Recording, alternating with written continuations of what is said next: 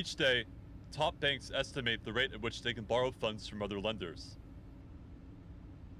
These estimates are then submitted to the British Bankers Association. The BBA tosses out the top and bottom two estimates. The remaining figures are averaged to produce the LIBOR.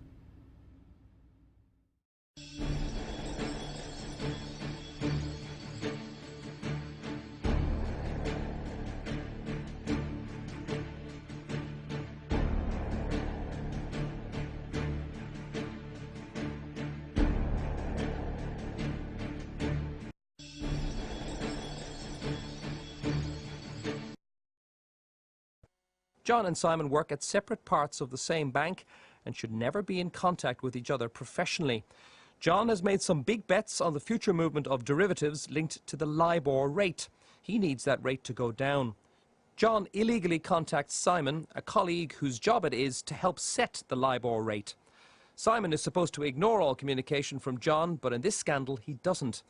At the daily LIBOR fixing session, Simon suggests a lower interest rate than he should, knowing it will help John as well as the bank.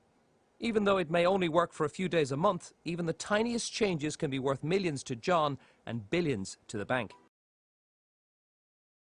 The first wave of this nuclear bomb started, of course, with Barclays. Its share price was in free fall today as the extent of the problem dawned on the market, which also doesn't fancy the bank without Bob Diamond at the helm.